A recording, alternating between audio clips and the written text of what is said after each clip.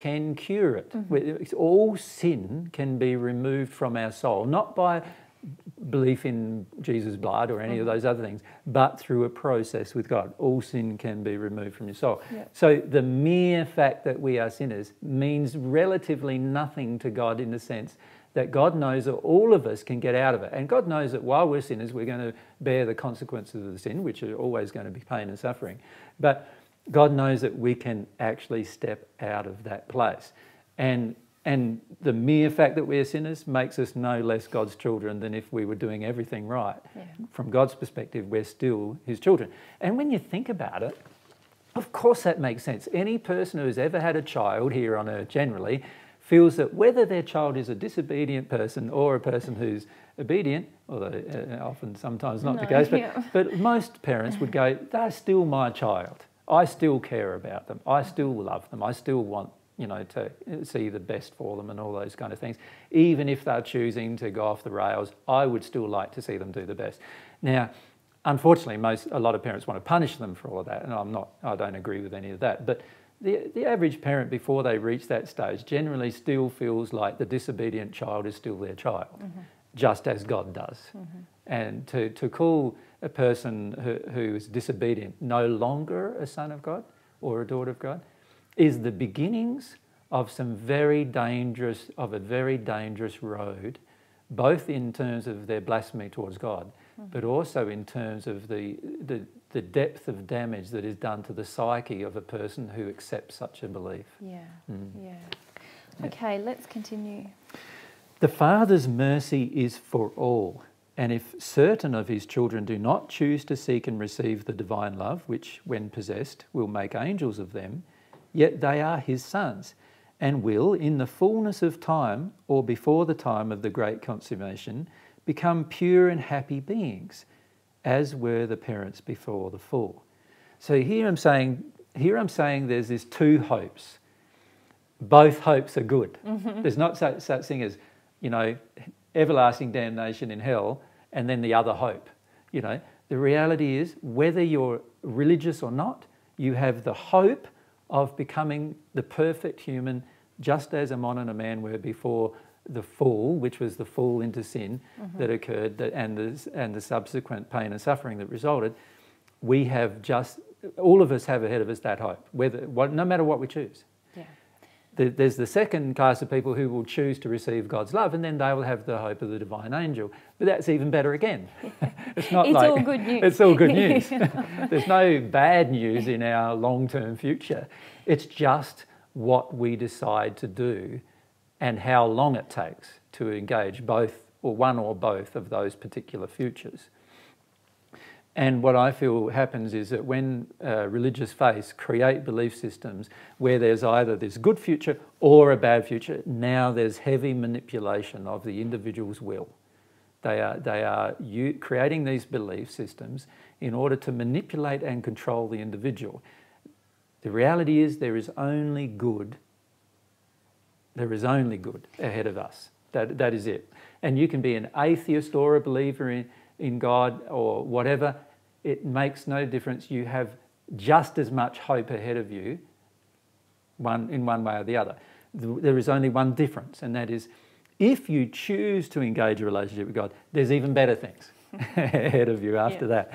But certainly nothing worse than the perfect natural man.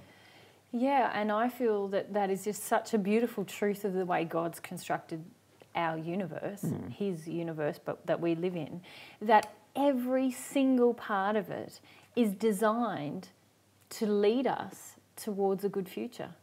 It's all there. There's nothing punishing. There's nothing punitive. It's all there just to help us learn and grow. God made us learning, growing beings, and there is just... all we have to do is understand our will, and as we come to understand it, if we go towards the things that are, that God is showing us, even when we're an atheist, there's only good stuff. And when we choose not to, when we just choose to sit in our stuff and make, not great choices. And unloving choices. Unloving choices. The feedback's overwhelming.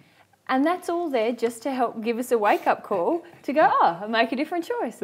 And it never stops. We never stop having the choice to make another choice that is more loving or more in harmony with, you know, what's going to make us happy. Yes. Yeah, and the inevitability, I know it's not inevitable because we have to harness our will. Yes. But there is just so much help and assistance for all of us.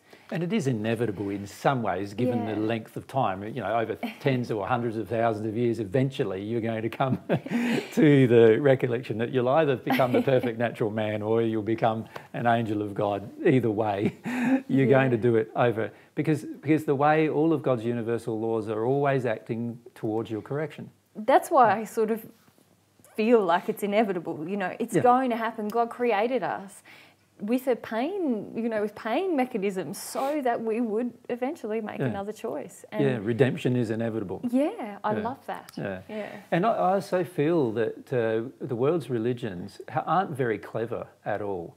The main reason why they're not clever is they believe in a God that's not clever. Yeah. Like, a God that's clever wouldn't create a system where punitive, violent actions have to be created in order to correct somebody. You know, this is not a system of God's creation. It's what man creates. And God has created a system where every action has a reaction in order to correct it if it's out of harmony with love. And every action has a reaction that's supportive if it's in harmony with love. Yeah. And all of God's laws are engaged in this way. And we've got to give away man's concept of God's universe, because man's concept of God's universe, particularly the people who've become religious, have a concept of God's universe which is very, very simplistic and also quite ludicrous at times.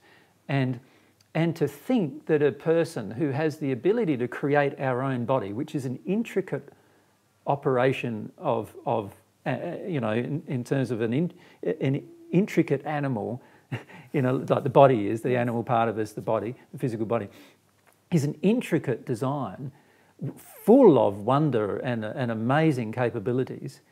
And then to believe that that same creator would come up with a stupid system for dealing with people who are out of harmony with love it defies the imagination to think that one can be true and then the other can be true. Yes. And this is why I feel quite frequently that I'm surprised by how many doctrines religions create that are obviously totally illogical and without any support in nature, and yet they want to hold on to them. And I can see why they do it. It's because they've been brought up with a father like that, or brought up with a mother like that, and they then impose that upon a religious or spiritual foundation. In fact, they're attracted to it. To it because it feels right, because that's the way they've grown up. But there's not much logic in it, No. because if you look at the intricacies of the human body, for example, and then think if someone's so clever as to design such a thing from a genetic code, then how clever would they be about the universe? and in my mind, they're going to be a lot cleverer about the universe in which the body exists than they are about the body itself.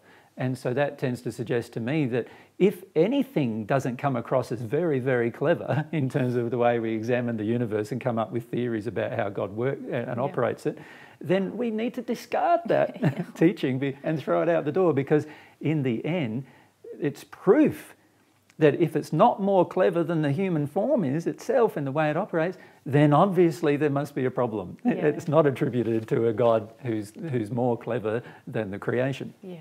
And this is one of the things that we were always trying to get across to Padgett. Difficult at times to get across, but one of